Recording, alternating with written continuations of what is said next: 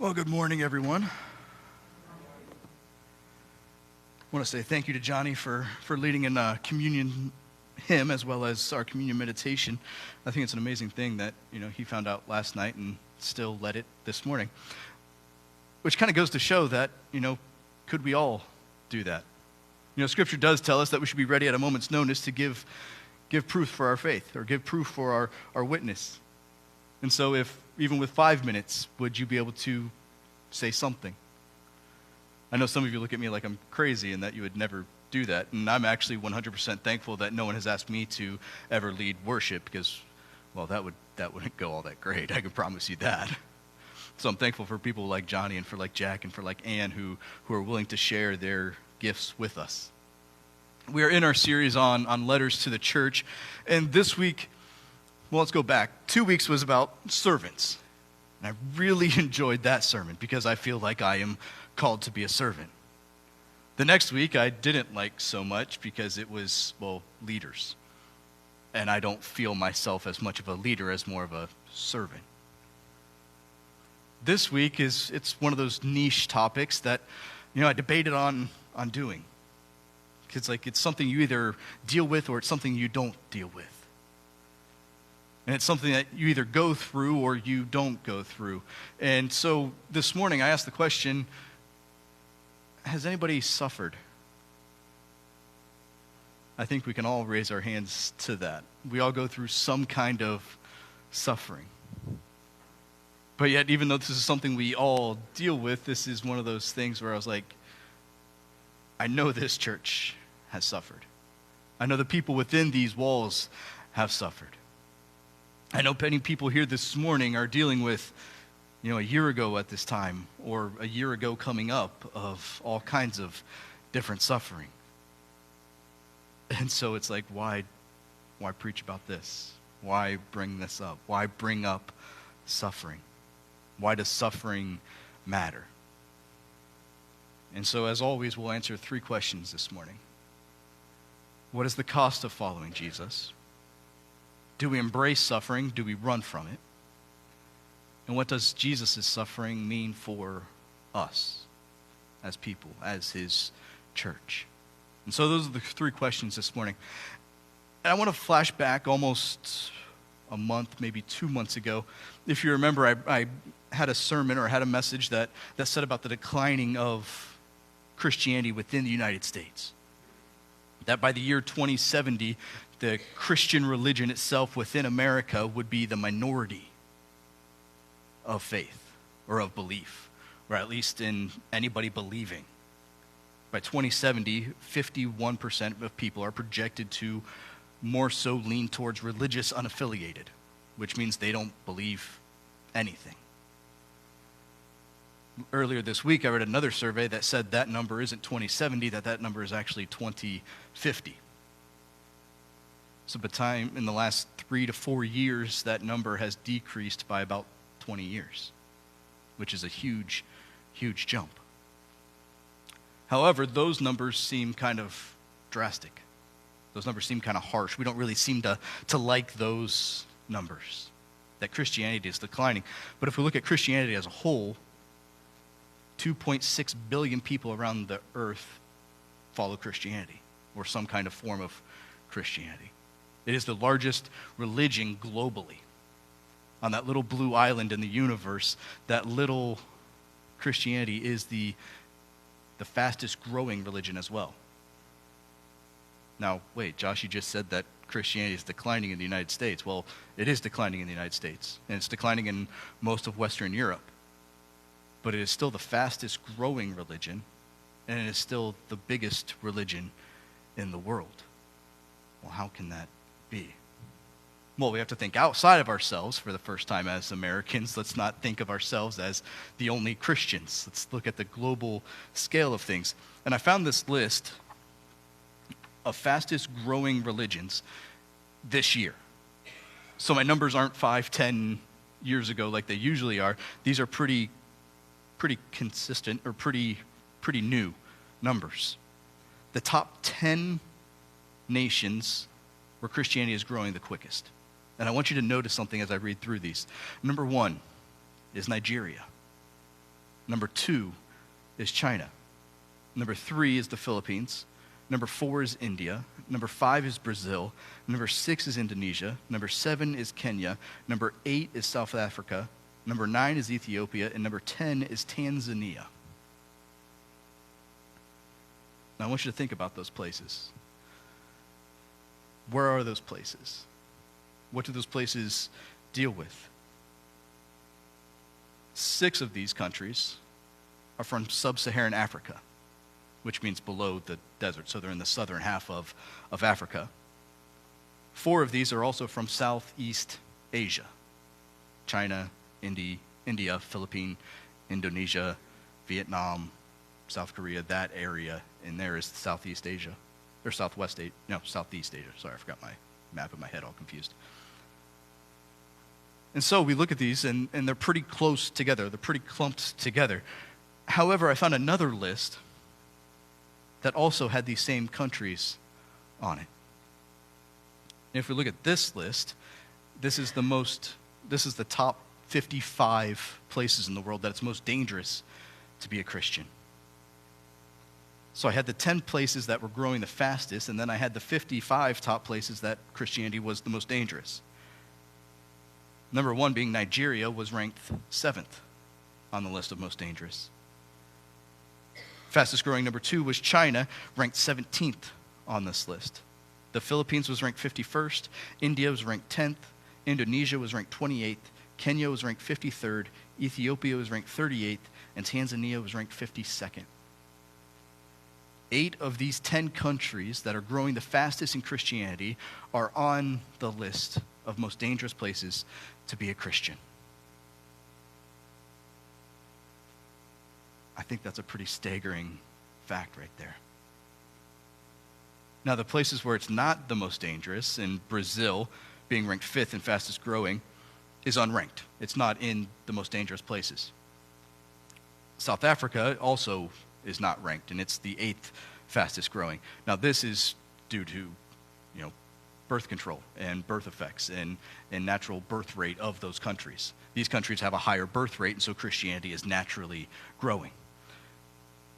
But if we look at the difference between why the United States is decreasing, why Western Europe is decreasing, and why these other countries where being a Christian is so dangerous is increasing, how do they look at themselves?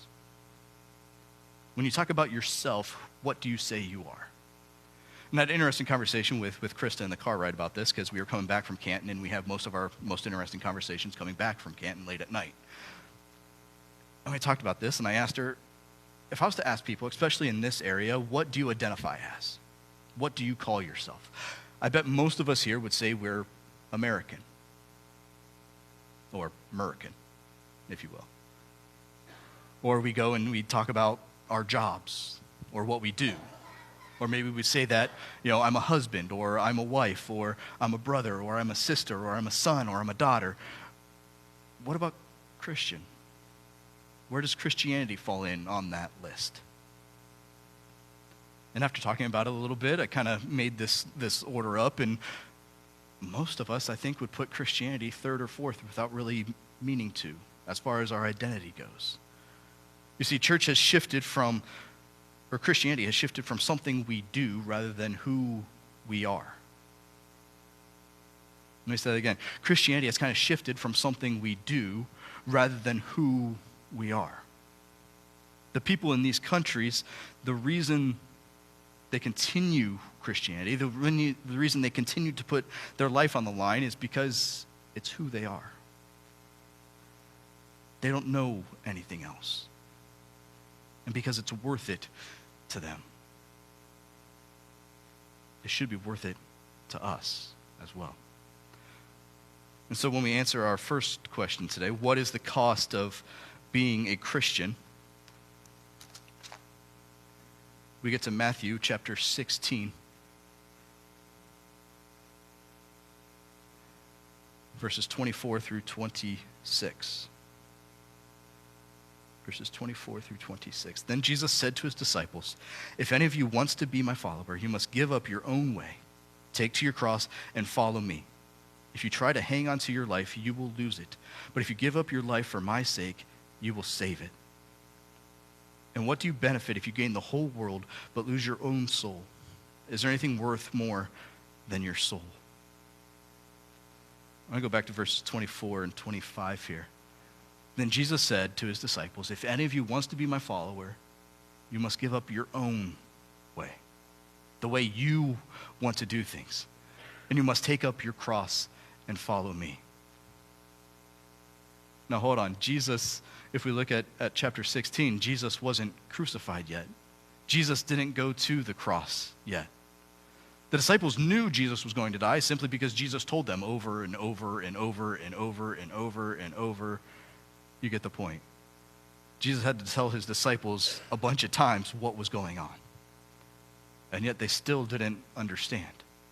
They didn't know how Jesus was going to die. They didn't know Jesus was going to go to a cross. They didn't know that's how Jesus was going to suffer. And yet Jesus says, take up your cross. What is Jesus saying to them? Take up your suffering. Take up your punishments. We could compare that today to take up your electrical chair. Take up your noose. Take up your firing squad. Take up however the governments, take up however non-Christians, take up however atheists, take up however anybody is going to come against you. Take that up. Take that on. Because at the end of the day, all of us are going to die. I know, everybody wants to hear that on Sunday morning, don't they? Man, I've come to church, I want to hear a good, positive message, I'm going to feel good and energized for the week. This isn't that message this morning. Our lives are going to end. What we do with that life, that's where things change. What do you benefit if you gain the whole world? If I gain all the money? If I gain all kinds of fame? If I gain all kinds of popularity? If I become an influencer on social media, whatever that means? Because I'm still not sure what that means. But apparently people get paid for it. If I gained all kinds of friends, if I have a big family, it doesn't mean anything unless I give my soul up for it. It means something so much more if my soul belongs to God. If I give my soul to Jesus, nothing else matters. Nothing else matters. And that's the cost of Christianity. That's the cost of following God. We don't like to admit it. We like to be able to say we come up here and we say we believe, and then we confess that we believe, and then we get baptized, and that's all it should cost us, is us getting wet on a Sunday morning. Sadly for me, being a Christian has cost something. I don't know if you know this or not, but I don't make a whole lot of money. I don't want a whole lot of money. In fact, we had a board meeting that talked about money, and I just kind of put my notes up to my face and hid there because I didn't want to talk about it. I'm not here for the money. If I wanted money, I would go back to where I was working before. Well, before. But that's beside the point. You see, when I was in college, I started a Bible study because I thought that's what I should do as a Christian. I didn't like the on-campus Bible study, and I didn't like the way they were doing things, so I wanted to do things my way. You see, Josh used to like being in the spotlight. Josh used to like being in charge of things. Well, that was Josh's Bible study. Was that necessarily God's Bible study? No. But slowly it went from 2 to 4 to 6 people. By the end of the semester, we were up to 18, 20, 22 people. Now on a campus of people living there, that it was only 250 people on campus living there, 20 people is a pretty good percentage of the people there. And so I was feeling pretty good about myself. I was feeling like I was doing something good. But where was God in that? And so things shut down, and in school we went to summer break, and we come back, and this is kind of where I start wrestling with my faith. This is where I kind of start wrestling with doubts and wrestling with what it means to actually be a Christian. What is a Christian? But what are all these other religions out there as well? And so I start wrestling with that. And as my faith's falling apart and as my friendships are kind of falling apart because of that, I kind of go back and maybe it's time to restart this Bible study. Because the Bible study is what I needed. I needed that faith in my life. I needed that accountability in my life. And so that first night, Bible study starts back up and there's no people. The second week, there's no people. The third week, there's no people. This Bible study is not what I needed. Now, looking back on it, I was super angry at the time. I was super frustrated at the time. What I thought I needed was that Bible study, was that group, was that accountability that we had built up. But that's what I thought I needed. I wanted that. I wanted that spotlight. Not God. Fast forward to just this last couple weeks, last couple months, is I get offered a position to help coach baseball. I think, yeah, that's what I want. That's what I've always wanted. I've wanted that since I played baseball in high school, and I wanted to help coach baseball because I didn't have the greatest coaches when I was playing baseball, and so I wanted to be coached a little bit differently. I was like, yeah, this is a way of me getting a part of me back. But where was God in that decision? Was that God's desire for me, or was that my own desire for me? Well, obviously it was my own desire because, well, now I'm not coaching. High school baseball started last week, and I'm not a part of it. And I'm kind of glad for that. Because now I get to spend more time with my family. I get to spend more time with God, focused on God. Because when Krista comes and she confirms that God, she almost audibly heard God say, not my will, or not your will, but my will. And it made sense to me that I wanted that way too much. Would it affected my personality? Because baseball Josh is a lot different than up here minister Josh. Josh coached before. Josh wasn't the nicest coach before when things went bad. And so maybe that was God's way of showing me that, hey, it's not what you want. But maybe you need to refocus on me. And I'm not going to lie, the last couple months I have been focused more on myself, more on my family than what I should be focused on. And so I was actually kind of thankful for that reevaluation, for a little bit of that suffering. Because it was suffering, because it brought up everything in the past, and it all came back all of a sudden. Even after 12 years of all of this, it came flooding right back. And God said, I got you through that. And God said, I'm still getting you through that. Focus on me and not anything of this world. And we'll get through this together. Christianity will cost us something. If it hasn't cost you something, good. But more than likely, we have all suffered because we have chosen to become like Christ. Because we have chosen to follow Christ. For me, it's being here. Now, I always thought when we lived in Millersburg and we came up and played softball up here, I was like, wow, look, Fredericksburg's a really cool little town. It'd be kind of fun to live in. I never actually thought I'd end up living here, but apparently God heard that and kind of took it literally. I mean, honestly, growing up in Canton, I never thought I'd live in here. I don't think anybody grows up in Canton and thinks, oh, I want to move to Wayne County and Holmes County. That sounds like a fun time.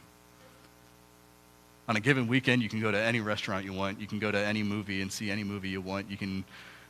You're 5 minutes from the nearest anything. And here, if it's 7, 8 o'clock, you're lucky if something's open to get food. But we quickly realized that's not what we needed. That's not what God wanted for us. It's not what God desired for us. What is your cross? What is your suffering? What is the cost that you're paying? Because if it's not something, maybe something needs to be reevaluated. Do we embrace suffering or do we run from it? I know this is kind of a strange question. Why would we embrace suffering? Why would we take on suffering? And so 1 Peter chapter 4, 12 through 14 kind of gives us a little bit of hint at this. Dear friends, don't be surprised at the fiery trials you're going through, as if something strange were happening to you. Instead, be very glad, for these trials make you partners with Christ in his suffering, so that you will have the wonderful joy of seeing his glory when it is revealed to all the world. If you are insulted because you bear the name of Christ, you will be blessed, for the glorious Spirit of God rests upon you. If you are insulted because you bear the name of Christ, you will be blessed, for the glorious Spirit of God rests upon you. Now, in high school and in college, and even in my first couple of jobs, I didn't know what it meant to be a Christian in the real world. It's like I had church, and I had youth groups, and I had Sunday school, and, well, those were safe places to be a Christian. But what happened when you stepped out of those safe places? And so actually, the very first time I was 100% open about being a Christian was when I worked at Applebee's. Was when I was waiting tables.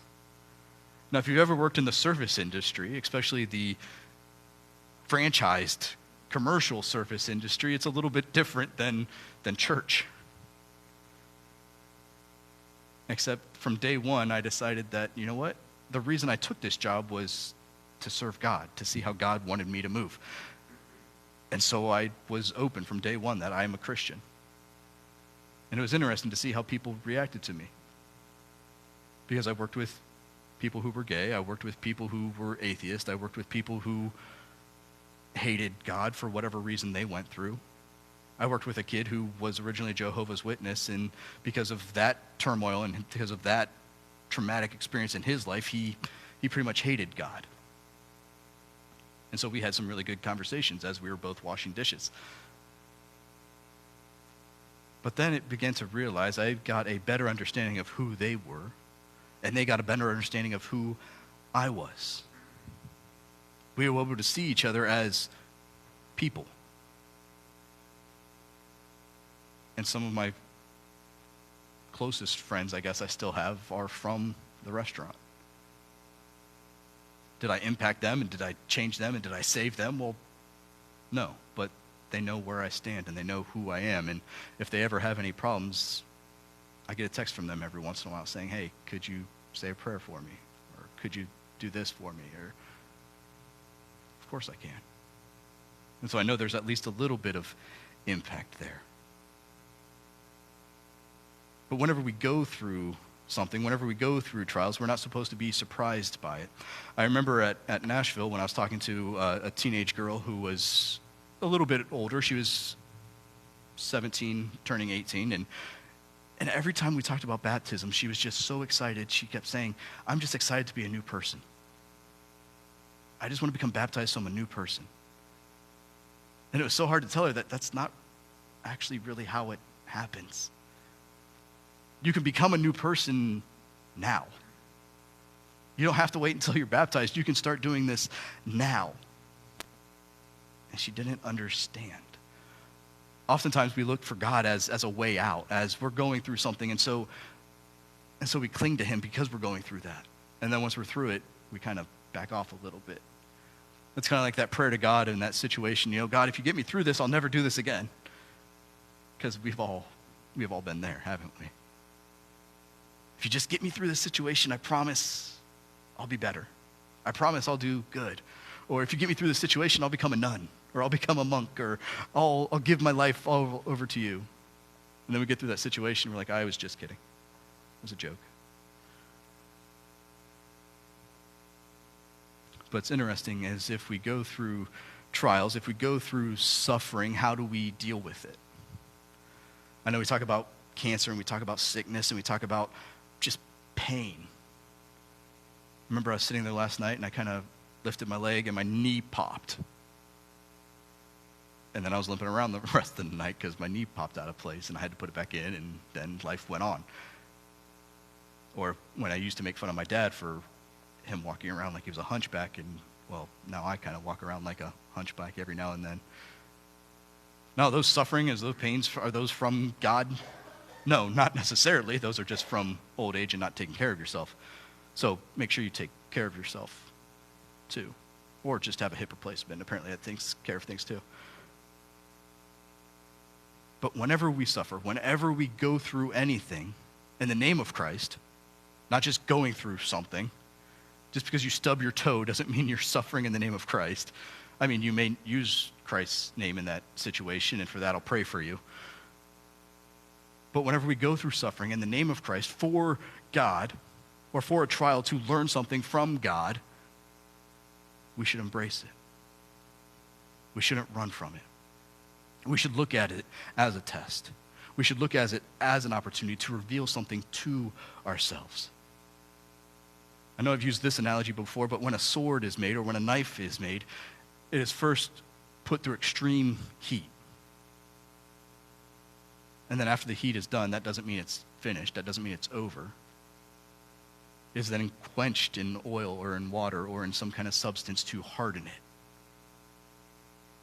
There are two reasons you put something inside of a fire.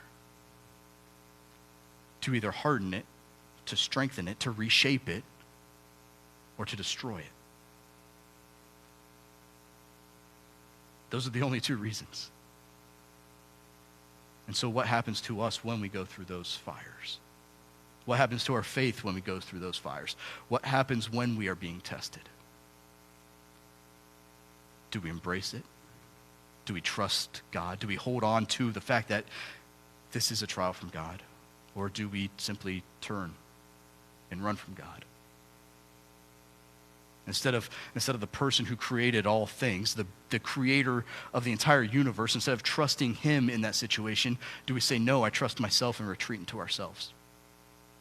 Because those are our two options. I think I'd rather trust the creator of all things, the one who designed everything, who knows exactly what I'm going through. I think I'd rather trust that than trust myself in that situation. Because I am sure glad God knows more than I do. Because if it wasn't for God, I wouldn't be here. If it wasn't for God, none of you would be where you are. Because I'm a firm believer that you are here for a very specific reason. Each of you came this morning for a very specific reason, even if you don't know it. Judy was able to be here. Her car made it here. We'll pray that her car gets her home. But she is here. She made it here. After a couple of weeks of not being here, she is here. Was this the sermon she wanted to hear this morning? Probably not. Is this a sermon I wanted to give this morning? No. Do I wish I could give us rainbows and unicorns every Sunday morning? Well, yeah, I do. That would be a whole lot easier. I'd feel a whole lot better about myself. But we need to hear this too. Our final question this morning. What does Jesus' suffering mean for us? What does Jesus' suffering mean for us? And this comes from 2 Corinthians chapter 4, verses 16 through 18. When I was little and I got baptized, I didn't understand fully what baptism meant. And we talked about this a little bit this morning in Sunday school. And so, how young is too young to get baptized? Well, baptism is the beginning of faith, then I don't really think there is a too young. But it's for each person to decide on themselves, and some people are more mature than other people. Usually girls are more mature than boys, and so they get baptized a little bit earlier. That's a different story. That's a different topic for a while. But there's this analogy that says when you are baptized, it is like you're being put to death. And this mentions this through Scripture over and over again, that you're being put to death of your old life. And when you're raised up into a new life. You're raised up into a new identity. And when I was little, I didn't think about that before. I didn't understand what that meant. It's like, well, I'm not dead. I'm just going for a swim, and then I'll be back. It's kind of what I thought. I thought it was just showing everybody that, hey, I'm a Christian now. And that was my bath for the day. But when we are baptized, we are being put to death of our old life, and we're being raised again. Christ was put to death. and then he was raised again. That is why we never give up. Though our bodies are dying, our spirits are being renewed every day. For our present troubles are small and won't last very long. Yet they produce for us a glory that vastly outweighs them and will last forever. So we don't look at the troubles we can see now. Rather, we fix our gaze on things that cannot be seen. For the things we can see now will soon be gone. But the things we cannot see will last forever. And I think that's the amazing thing. I always heard that growing up, life goes quicker as you get older. I never knew what that meant until, I hit about 22, 23, and life just seemed to take off, and it was seemingly out of control. And, now all of a sudden, a couple years later, and I'm 33? When did that happen? I know my sister almost barfed when she turned 30, and we get older and we don't realize it. I mean, I don't feel 33. I don't feel like I'm almost 34. I don't know what it feels like to feel a number. We asked Brindley when she turned 8, how's it feel being 8? Well, it feels a lot like being 7. When does that change? When does all of a sudden, man, I feel 50 today? We tend to focus on our problems and our issues, and I know especially when we were teenagers, it felt like everything was the end of the world. You know, that scene of,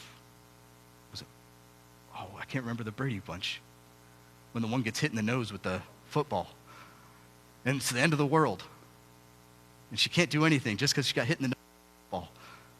Or that famous analogy of getting a zit on your forehead right before prom, and now you can't go to prom because you have a zit on your forehead, and it's the end of the world. And my mom and dad are the stupidest people. They don't know anything. I can't wait till I'm 18 and I can move out. There's some days I'd rather move back in with my mom and dad. But when does that happen? We so focus on just these little things. Maybe it doesn't get any better when you get older. I think of this last week of, tax season of, did we turn in the right paper? Are we going to get enough back? Is this going to be, it doesn't matter. Let's face it doesn't matter. You either get some back or you have to pay some. The only certainties we have in life are death and taxes. And God. But where is our faith? Where is our faith? Is our faith in the things of this world? That if I took $1 out of there, it's a physical thing, it's there. And most of those look fairly new. But you ever seen money that's all ratty and it's got corners nicked out of it, or it's super folded and it just flops everywhere and doesn't look very nice and it kind of smells funny? You're not really sure why you still have it. Because even that money is temporary. That bank card is temporary. The wallet that the bank card is in is super temporary. Remember in high school, I had a wallet that was covered in duct tape because it kept falling apart, and there wasn't enough money in that wallet to pay for a new wallet, so I just kept it. This body that used to play baseball and used to be able to lift insane amounts of weight, and I can't do that anymore. I don't want to do that anymore. I know I should go jog and go walk and go do something, but I don't want to do that either. I'm kind of thankful this body is temporary and this body will one day be new. I know I should take care of it while I have it. But that's all to say, everything we're going through is temporary. Nothing we go through lasts forever, and if you're going through something, it's not going to last forever. I know I'm thankful for that. I pray you're all thankful for that nothing lasts forever. The only thing that does last forever is God. And that's the only thing we're promised that lasts forever. So don't look at the troubles we see now. Rather, fix our gaze on the things that we cannot see. For the things we see now will soon be gone. But the things we cannot see last forever. So as we close out this morning, I'll have Ann come back up and we'll go over time for invitation. But where is our focus? Are we focused on the things around us? Are we focused on the things that we think we need? Or are we focused on the one and only thing that we do truly need, which is God? I'm thankful nothing in this world lasts forever. I'm thankful that this body of mine won't last forever. But I'm also thankful for everything I've gone through, because it's brought me to where I am today. It's brought me to who I am today. Would I like to go back and change things? Well, I think we all would in a way, but I like who I am now. I like how far I've come. And I don't know if you know this or not, but I kind of like you guys too. And I'm praying for you guys. I'm praying for myself too. I hope you're all praying for yourselves. And I hope you're all praying for me. Because that's the only way we're going to get through this life. None of us are going to get through this life alive. So I pray that we just make it through. Let's pray. Dear Heavenly Father, I thank you for this day. I thank you for the crucifixion that gives us a fighting chance. Lord, I thank you for Jesus, who showed us how to live a life as a servant that turns into the life of a leader. That even though there is suffering, even though there is pain, he bared it all first.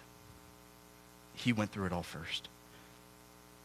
And because of that, because of his crucifixion, because of his resurrection, we know that we'll make it through life as well. If we just focus on you. If we just know you. You made it so we don't have to make it. You made it so we don't have to bear the sins. And Lord, that's what we thank you for in this moment. Lord, I pray for each and every person here that they may be able to focus on you. That you may be able to reveal a part of their heart to themselves this morning. That if any decisions need to be made, that they can be made. Not for me, not for their family, but for themselves and for you. Lord, I'll pray all of this in Jesus' name. Amen.